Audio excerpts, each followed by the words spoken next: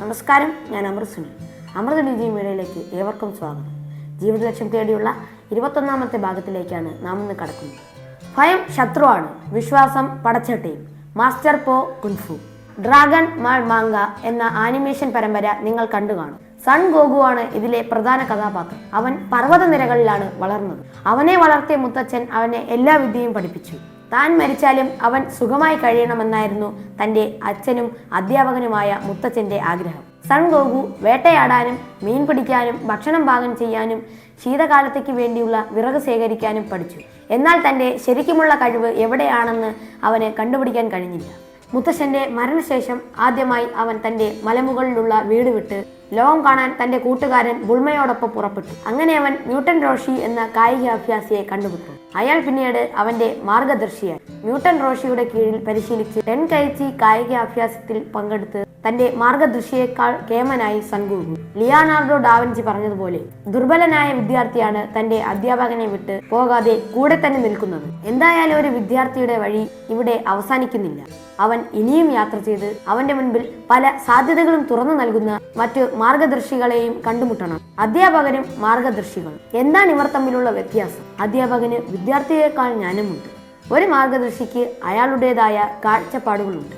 കാരണം നിങ്ങൾ പോകാൻ ആഗ്രഹിക്കുന്ന സ്ഥലത്ത് അയാൾ പോയിട്ടുണ്ട്. നിങ്ങൾ പന്തുകളി പഠിക്കുകയാണെന്ന് കരുതുക. ഫുട്ബോൾ ലീഗിൽ കളിച്ചൊരു വ്യക്തി കളിയുടെ രീതികൾ മാത്രമല്ല, അവൻ വന്ന വഴികളും കുറുക്ക് വഴികളും നേരിട്ട അപകടങ്ങളും നിങ്ങൾക്ക് പറഞ്ഞു തരും. ലോകത്ത് നിങ്ങൾ ഏറ്റവും ഇഷ്ടപ്പെട്ടതെന്ത് എന്ന് കണ്ടുപിടിച്ചു കഴിഞ്ഞാൽ കുറെ ദൂരം നിങ്ങൾക്ക് ഒറ്റയ്ക്ക് പോകാം. പക്ഷെ എവിടെയെങ്കിലും വെച്ച് ഒരു അധ്യാപകനെ മാർഗദർശിക്കും ആവശ്യമായി വരും. ഒരു മാർഗദർശിക്ക് നിങ്ങളുടെ വഴി എന്താണെന്ന് മനസ്സിലാക്കി ചില രഹസ്യങ്ങൾ പറഞ്ഞു തരാൻ കഴിയും.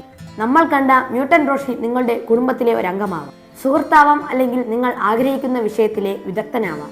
ഒരു മാർഗദർശിക്ക് ഈ ഗുണങ്ങൾ ഉണ്ടായിരിക്കണം. നല്ല ചോദ്യങ്ങൾ ചോദിക്കാൻ അവർക്കറിയാം. അവർ ഉത്തരങ്ങൾ ശ്രദ്ധയോടെ കേൾക്കുന്നു. അവർ നിങ്ങൾക്ക് ആത്മധൈര്യം നൽകുന്നു. ആഗ്രഹിച്ചത് ചെയ്യാനുള്ള ശക്തി നിങ്ങൾ ഉണ്ടെന്ന് ബോധ്യപ്പെടുത്തുന്നു. എന്താണ് ചെയ്യേണ്ടതെന്ന് കൃത്യമായി പറഞ്ഞു തരാതെ അവർ നിങ്ങളെ നയിക്കും. നിങ്ങൾ പോലും അറിയാത്ത വഴികൾ കണ്ടെത്താൻ അവർ സഹായിക്കും. നിങ്ങൾ കണ്ടുപിടിച്ച വ്യക്തിക്ക് ഈ സ്വഭാവങ്ങളിൽ ചിലതൊക്കെ ഉണ്ടെങ്കിൽ അയാൾ നിങ്ങൾക്ക് ഒരു നല്ല മാർഗദർശിയാകും. ഇനി ഞാനൊരു വലിയ ചെറിയ അധ്യാപകനെ കുറിച്ച് പറയാം. സിനിമാ ലോകത്ത് വളരെയധികം പേർക്ക് വഴികാട്ടിയായ ഒരു വലിയ ചെറിയ അധ്യാപകനുണ്ട്. അയാൾ ഒബി-വാൻ കെനോബി, സ്റ്റാർ വാറിലെ ഒരു സാങ്കല്പിക കഥാപാത്രം. നിങ്ങൾക്കതാരാണെന്ന് ഊഹിക്കാൻ കഴിയുമോ? ലൂക്ക് സ്കൈവാക്കറുടെ ജഡെ മാർഗദർശി യോഡ, സ്റ്റാർ വാറിലെ ഒരു സാങ്കല്പിക കഥാപാത്രം. വളരെയധികം ജ്ഞാനമുള്ള ഒരു ചെറിയ മനുഷ്യൻ. ലൂക്ക് സ്കൈവാക്കറിന് യോഡ കൊടുത്ത ഉപദേശം നിങ്ങൾക്കും ഉപകാരപ്പെടും. ഭയം ഇരുട്ടിലേക്കുള്ള വഴിയാണ്. ഭയം ദേഷ്യത്തിലേക്ക് നയിക്കും. ദേഷ്യം വെറുപ്പിലേക്ക് നയിക്കും. വെറുപ്പ് ദുരിതത്തിലേക്ക് നയിക്കും. യുദ്ധം നിങ്ങളെ മഹാനാക്കില്ല. നമ്മുടെ ഉള്ളിൽ യുദ്ധമല്ലാതെ ജയിക്കാൻ വേറെ വഴികളുണ്ട്.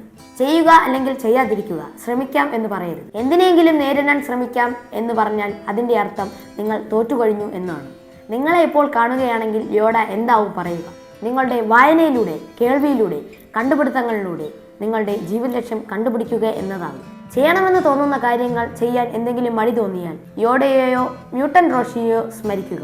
അവർ നിങ്ങളെ പ്രോത്സാഹിപ്പിക്കുകയാണെന്ന് കരുതുക. കൂട്ടുകാരെ, ഞാൻ ഈ വീഡിയോയിലൂടെ ചെയ്യുന്നതും അതാണ്. ഒരുപാട് മഹാന്മാരുടെ ജീവിതാനുഭവങ്ങൾ ഞാൻ നിങ്ങളുമായി പങ്കുവയ്ക്കുന്നു. അതിനായി ഞാൻ ഒരുപാട് കണ്ടെത്തലുകൾ നടത്തുന്നു.